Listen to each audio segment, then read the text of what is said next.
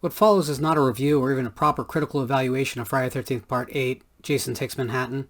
Instead, I'll try to peel back the storytelling mechanics to explain why this MetroCard swiping entry in this franchise still haunts us today.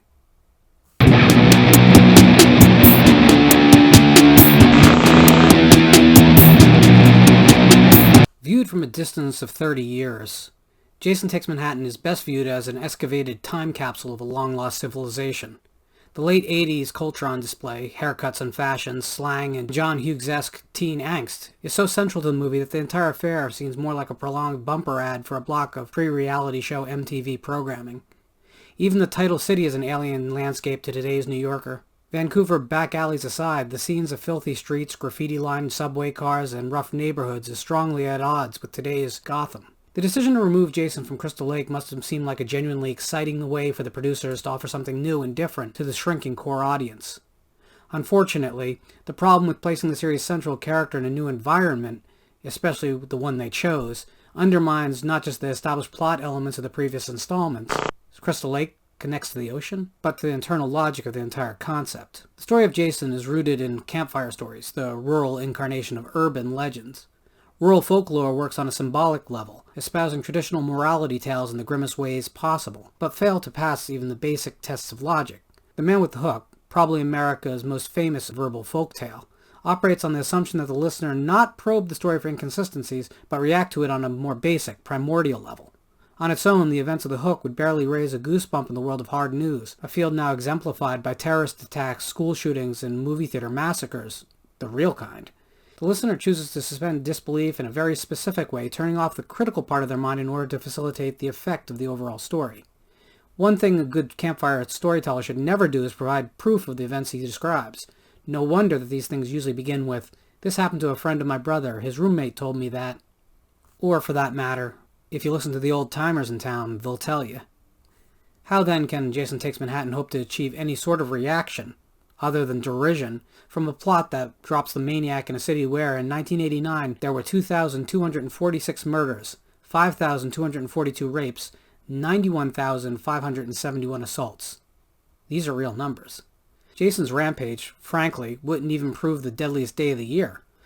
Crystal Lake is a fantasy setting, an idyllic summer camp in rural New Jersey, a place where college-age kids can enjoy one last summer of playful hijinks before surrendering themselves to lives punching time cards.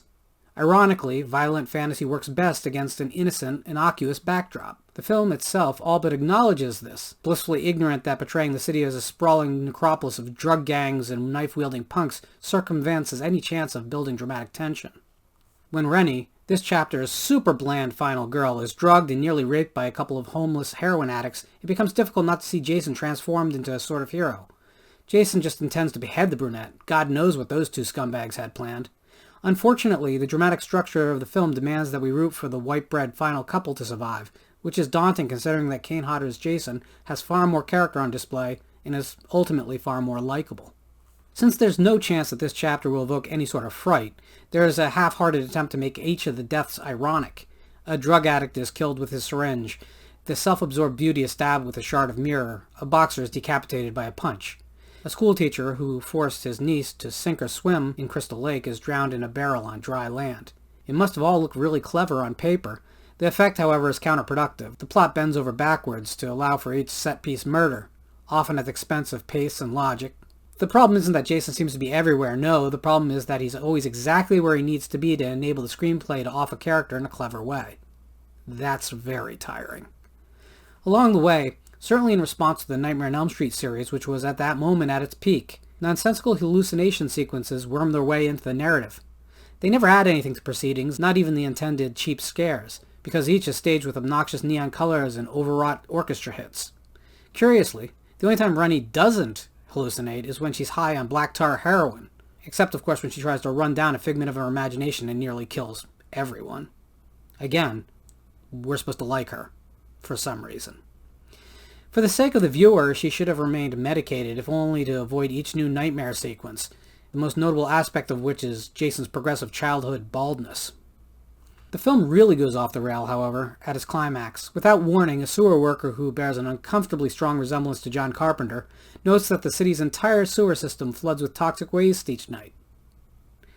Where the toxic waste goes during the daytime is anyone's guess.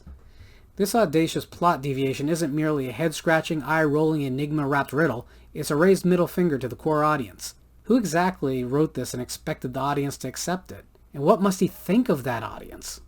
Anyway, the sewers flood with enough toxic waste to further mutate the Ninja Turtles into chuds, and Jason drowns and dissolves in the firewater. It's unclear whether Rennie's vision of a pure child version of Jason is meant literally or as a hallucination. Has the toxic waste burned away Jason's evil?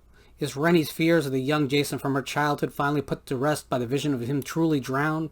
It doesn't really matter, since neither choice makes any sense, and the viewers at this point don't care.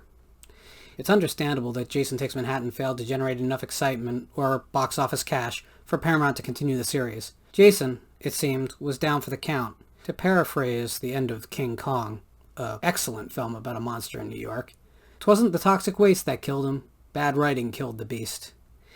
But the thing about rural folklore, stories about spider eggs and beehive hairdos, of babysitters and telephones, of escaped lunatics with hooks for hands, the thing about these stories is that they never stay untold for very long. There's always a new twist waiting to be told. Jason Voorhees, you ask? My cousin's roommate from college told me about him. You don't believe me? Well, you can go to hell.